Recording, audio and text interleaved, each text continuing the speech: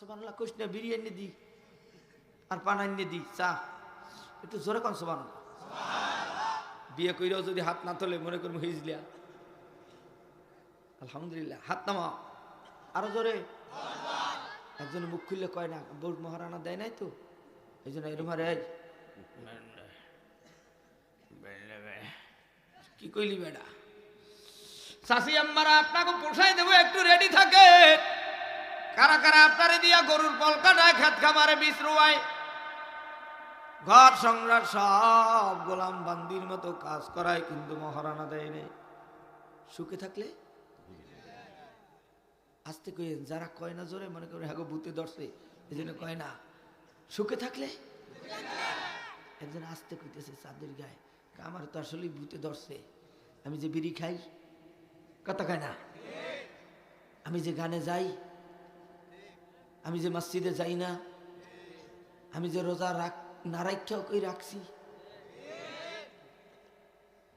40 ঘন্টা উপোস থেকেও একটা রোজা রাখতে রাজি, কথা কয় না। কিন্তু নামাজের কথা কইলি ঘটান করি, বড় নামাজ হয়ে গেছে, এতকাল নামাজ পড়ছে তাই নাই, খালি নামাজ নামাজ। আমার মাসাজিদেরকে আল্লাহ হেদায়েত দিয়ে দেখ, যেই ঘরের মাসাজিরা রোজা রাখে ওই ঘরের ভিতরে আল্লাহর রহমত বরকত সব নাজিল হয়, কথা কয় না। এতিম নবী আব্দুল্লাহর বেটা মুহাম্মদ সাল্লাল্লাহু আলাইহি ওয়াসাল্লাম, মায়ার নবী একবার জন্মভূমি মক্কার দিকে তাকায়, আর একবার মদিনার দিকে সামনে আগা হয়। সঙ্গে ছিল সফর সাথী হিসেবে আবু বকর। কতক্ষণ আবু বকর সামনে যায়, কতক্ষণ আবু বকর পিছিয়ে যায়।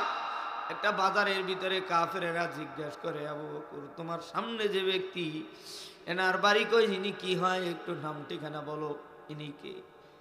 আবু বকর হিকমতে ডাক দিয়া কয়, ও কাফের ভাইরা, তিনি আমারে পথ চিনে, আমি পথ চিনি না। একটু সুবহানাল্লাহ জোরে কর।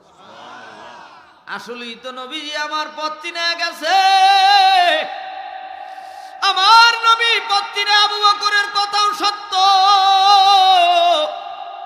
বাস্তবমুখী জবাব দিলে, নবী কতক্ষণ পিছনে কতক্ষণ সামনে, আবু বকর কতক্ষণ পিছে, আবু বকর কতক্ষণ সামনে। আল্লাহু আকবার বলবেন না? আর একটু আসতে বলেন।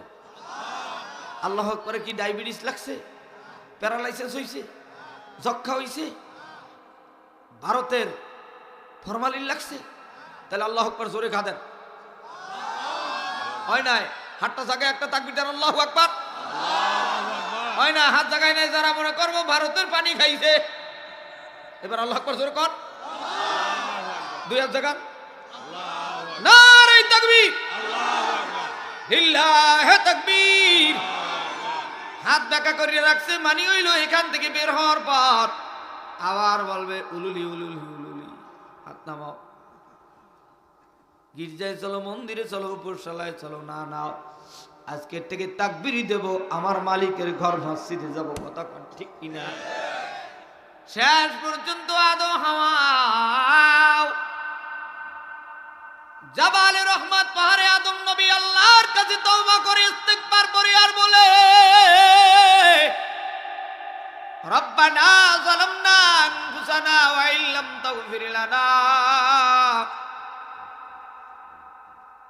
ওয়া তারহামনা লানাকুনান্না মিনাল খাসিরিন।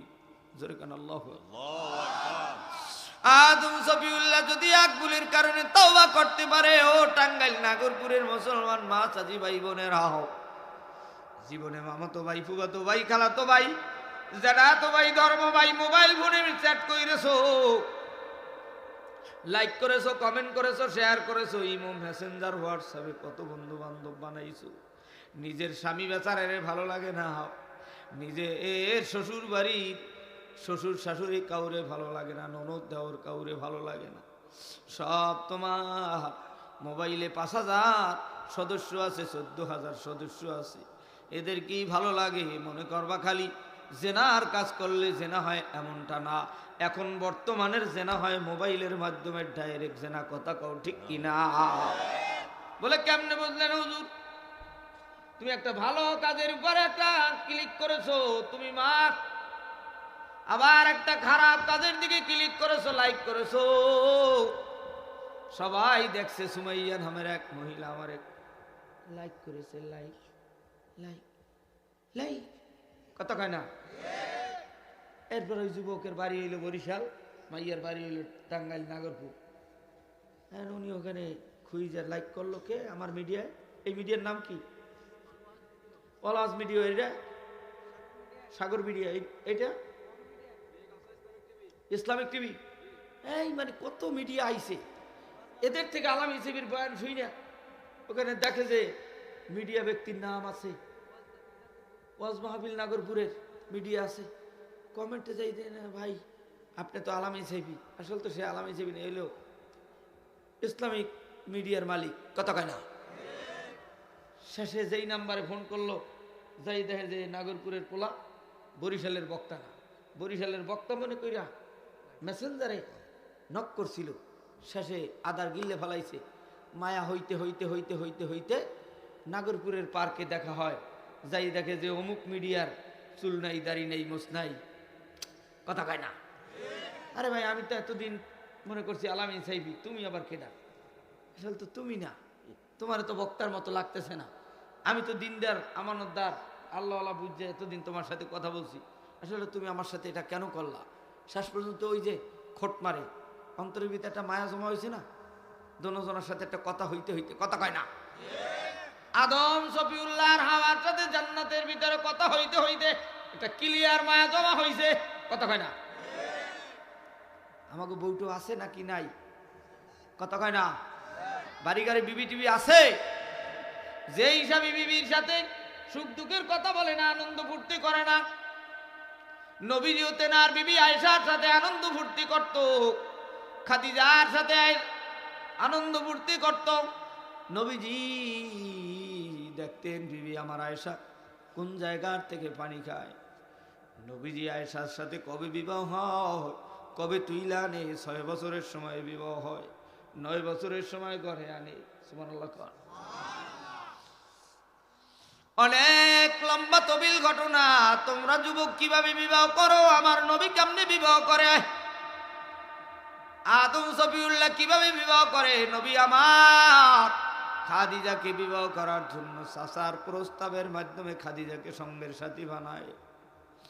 আদম নবী জিব্রাইলের রায়বার বানাইয়া আল্লাহর পক্ষ হইয়া আদমের সাথে হাওয়ার সাথে বিবাহ বন্ধনে আবদ্ধ বানায় দেয়। তুমি মোবাইল ফোনের রায়বার বানাইয়া বিবাহ শাদী করলারে বাবা, এই বিবাহ শাদীতে বরকত হবে না। 3 মাস 3 বছর, এর বেশি দিন টেকবে না, কথা কও। হারামে আরাম নাই, হালালে হারামের সাথ নাই রে বাবা। ডাক্তার হবি, তোর ডাক্তারখানায় রুগী যাবে না, ফার্মেসি নিয়ে বসবি, ঔষধ কিনবে না। আলেম হবি, তোমাকে জানাজার জন্য সামনে আগায় দিবে না, বলবে প্রেম করে বিয়ে করছে, ওর মাইয়ে পোলাও প্রেম, কথা কয় না। আমার বাপ মায়ের জানাজা করে দিয়ে হবে না।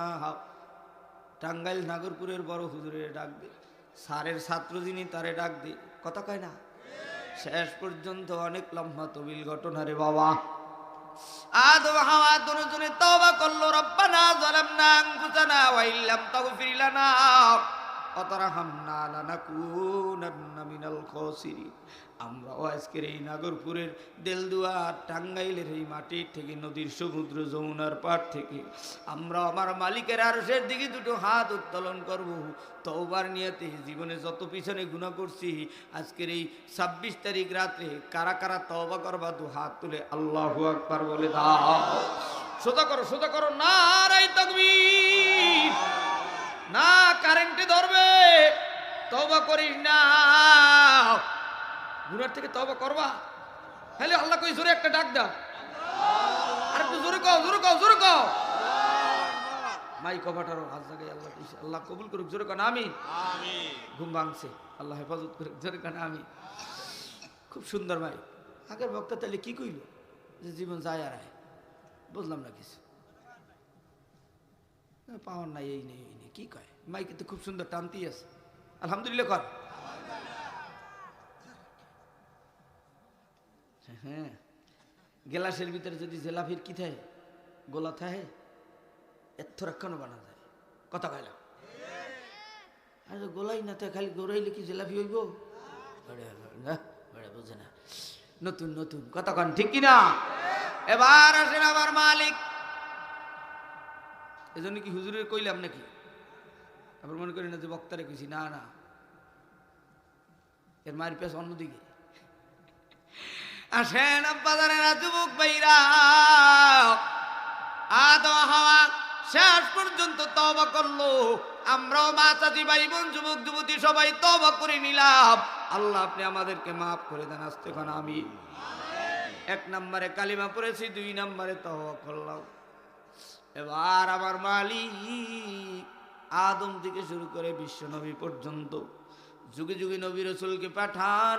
মুহাম্মদুর রাসূলুল্লাহর উপরে আল্লাহ রাব্বুল আলামিন পবিত্র গ্রন্থ, পবিত্র কালাম আল্লাহর কোরআন পয়গম্বরের উপরে নাজিল করে দেন। জোরে কোন সুবহানাল্লাহ। নবীজি পৃথিবীর বুকে আসলেন। নবীজির মা আমিনা তেনাকে পাইয়া ঘর আলোকিত হয়ে গেল। আমার নবী দুনিয়ার ভিতরে সোমবার দুনিয়াতে আগমন করল।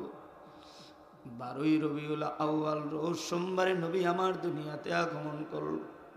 সেই দিন থেকে নবীর 63 বছর জিন্দেগি পর্যন্ত বহু ধাপ পার হয়ে 63 বছর পর্যন্ত আগাতে হলো রে বাবা। আল্লাহর নবীর বয়স যখন 6 বছরে উপনীত হয়, নবীজি ডাক দিয়া কাগো আম্মু, আমার বাবা আব্দুল্লাহ কোথায় বলো? আল্লাহর নবীর মা আমিনা ডাক দিয়া কয়, বাবা কেন এত কান্নাকাটি করতেছো তোমার বাবার জন্য? আজকে সন্ধ্যাবেলা দেখতে পেলাম আরবের হলিতে গলিতে সন্ধ্যাবেলা সব ছেলেরা বাবার কোলে উঠে বাবায় চুমা দেয়, সন্তানেরা চুমো খায়। আমি মুহাম্মাদের কি বাবা নাই? আমি মুহাম্মাদের কি বাবা নাই? আল্লাহর নবী দুনয়নের পানি ঢেলে কান্না শুরু করে দেয়। নবীজির মা আমেনা চোখের পানি মুছে দেয়, সান্ত্বনা দেয়, ধৈর্য ধরো, দেখা হবে। জোরে কোন আল্লাহু আকবার। নবীজির মা ডাক দিয়া কয়, বাবা কেঁদো না। নবীজি ডাক দিয়া কয়, শিশু মোহাম্মদ, মা গো, আমি আমার বাবার কবরটা দেখতে চাই। শুনতে পেলাম মারা গেছে। কোথায় মারা গেছে? কোথায় বাবার কবর একটু দেখতে চাই। মা আমেনা ডাক দিয়ে কয়, ও শিশু মোহাম্মদ, তুমি একা ছোট মানুষ কিভাবে যাওয়া? আমি জানি না। তোমার দাদা আব্দুল মুত্তালিবের কাছে কিনারে যাও। দাদা যান যদি অনুমতি দেয় তুমি যেতে পারো। দাদা আব্দুল মুত্তালিব ডাক দিয়া কয়, নাতি মোহাম্মদ রে, তোমাদের ঘরে একটা দাসী আছে, কাজের লোক উম্মে আয়মান, আর তোমার মা আমেনা, আর তুমি মুহাম্মদ, এই 3 জনে তোমার বাবার কবর দেখতে সিরিয়ার দিকে কদম বাড়ো। আসতে কোন আল্লাহু আকবার। নবীজি তেনার মাকে নিয়ে উম্মে আয়মান দাসীকে নিয়ে সিরিয়ার পথে আগাইলেন। বাবা কবরের কাছে কিনারে যখনই গেলেন, আম্মা যান মা আমেনা তাঁবুর নিচে অবস্থানে ছিলেন, রেস্টে ছিলেন। স্বামী বেচারা আব্দুল্লাহর কবরটা দেখায় দিলেন, যাও তোমার বাবার কবর দেখো। মুহাম্মদ, শিশু মুহাম্মদ কবরের কাছে দাঁড়াইয়া দুনয়নের পানি ঢেলে কান্দে আর কয়, মালিক। সব ছেলেরা বাবার বুকের ঘেরান পায়, শরীরের ঘেরান পায়, বাবার কোলে উঠে বাড়িতে যায়। সন্ধ্যাবেলা বাবার সাথে খেলা করতে করতে আনন্দের সাথে বাড়ি যায়।